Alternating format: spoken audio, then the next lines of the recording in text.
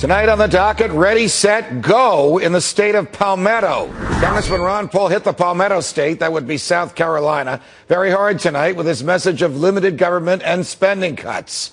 But now he's adding a new issue, running ads that focus on his pro-life and family values message in an appeal to the more culturally conservative voters of South Carolina, and reminding them that Governor Romney was once to the left of Ted Kennedy on these issues. You heard it here first. Congressman Paul will finish strong in South Carolina, a state struggling with high unemployment and harboring deep cynicism of more George W. Bush-like big government from the Republicans. Make no mistake, Congressman Ron Paul did very well in last night's New Hampshire primary, winning 23% of the vote rather than the 17% that pollsters had predicted. This firmly establishes Paul's position in a two-way race with Governor Mitt Romney for the GOP nomination. As the results were coming in, I made an appearance on The Daily Show with Jon Stewart. John made an observation that had me wondering whether he has become a regular viewer of Freedom Watch. Take a listen. Republican version of big government. That's why so many GOP primary voters who turn to Romney seem to do so out of resignation rather than out of passion. And that's why so many GOP primary voters and independents are now turning to Ron Paul, the only conservative running and the only passionate alternative to Mitt Romney.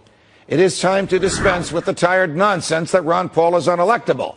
The same was said of another older guy from the West named Ron about a generation ago. Polls show that in a head-to-head matchup with President Obama, only Mitt Romney and Ron Paul are within the margin of error.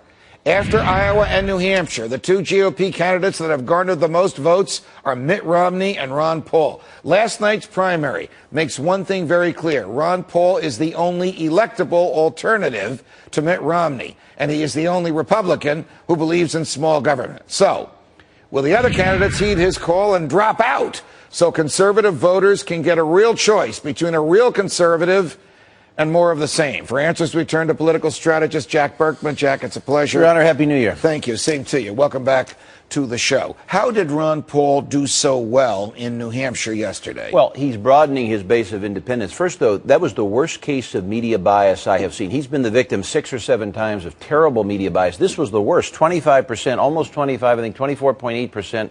Stellar performance.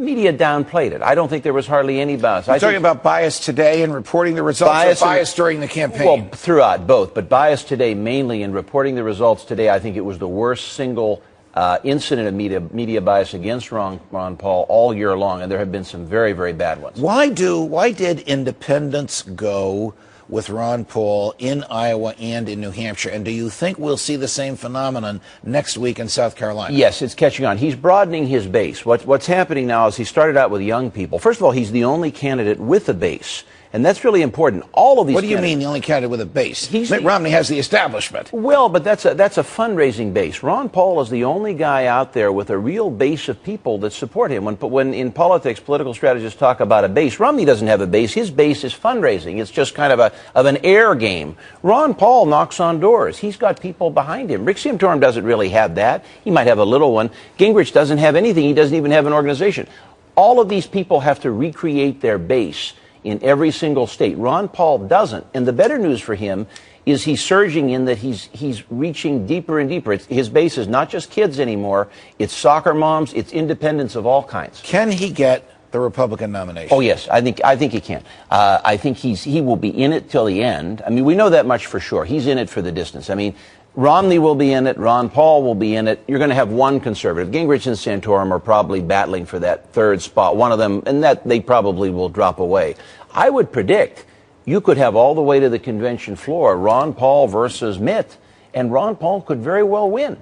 I think Ron Paul, here's what he's going to do that Santorum and Gingrich have failed to do. What? He can expose the contradictions in a very lawyerly way in Romney. He can say, you were pro-choice here, now you're pro-life. You were anti-gay, now you're pro-gay, now you're anti-gay. He has the ability to show the nation what Romney is.